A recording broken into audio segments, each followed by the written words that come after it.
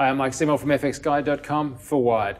It's been an amazing year for visual effects, and as the year comes to a close and award season starts, we look back at the top 10 films from a visual effects point of view.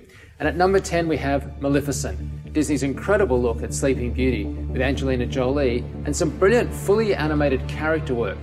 This film was a huge hit, helping Disney to a global $4 billion this year. But it was actually the detailed face work from Digital Domain that we really loved seeing. At number 9 is Noah.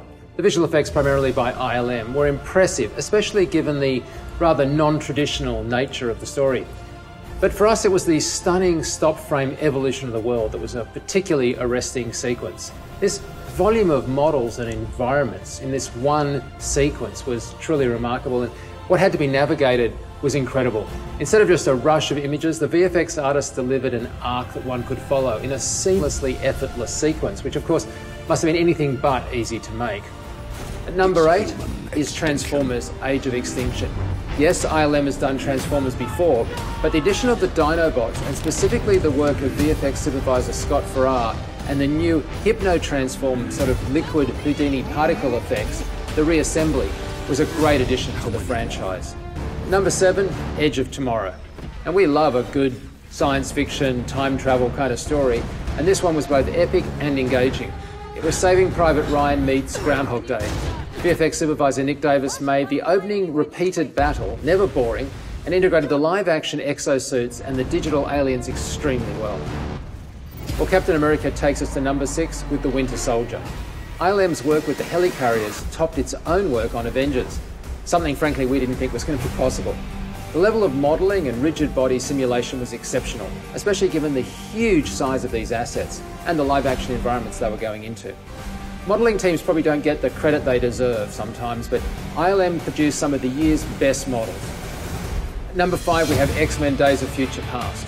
While there was a lot of outstanding work in this film, it probably would have made our top 5 just on the strength of the slow-motion prison breakout.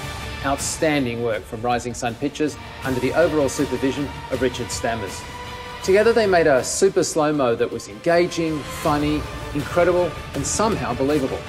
Well, if the slow-motion shots propelled X-Men, then perhaps just the Comic-Con trailer for Godzilla might have helped that film make the list. A combined effort from MPC and DNEG, Godzilla restored our faith in creature monster films. With some controlled direction from Gareth Edwards, we got a film with much more than just destruction porn. And Godzilla that had real character design, but also brilliantly motivated character animation.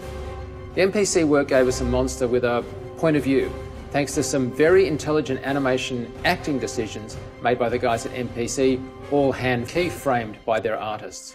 At number 3, Interstellar. Such an accurate scientific depiction of a black hole is unprecedented. The effects team had to write not only an entirely new renderer that could deal with the bending of rays in a ray tracer, but it also had to model the way gravity actually affects the very width of light beams. And we don't want to give away the ending, but for those of you that have seen this rather pivotal plot point, I'm sure you'd agree with me that the ending is incredible. The end Tesseract sequence, with its clever depiction of gravity waves and time, is brilliantly executed by Double Negative in London, headed by Paul Franklin. That sequence is simply the best visualization work we've ever seen. But ultimately at number 2 is Guardians of the Galaxy. Rarely have we been so wrong about a film. Who would have thought that a tree and a talking raccoon could produce emotional action sequences that sustained a major Marvel film? But the vast army of 13 effects houses produced strong characters, immersive environments, all to a ripping 70s soundtrack. Rocket acting with Groot has to be one of the standout achievements of this year. Perhaps only topped by the film at number 1, Dawn of Planet of the Apes. The emotional complexity that Weta delivered in not just one but multiple lead characters is incredible. The Shakespearean drama of betrayal and conflict was stunning. There's no doubt that the rendering and character pipelines at Weta are now the world's most impressive. This film shouldn't work, just shouldn't. It relies on talking apes in extreme close-ups, giving nuanced performances in often wet exterior conditions, and yet Joe Letteri has built a pipeline in Weta obsessed with getting things right and solving problems properly. And this all stands us in good stead for Avatar 2, 3 and 4 that are now in pre-production, not to mention Batman vs Superman, Dawn of Justice.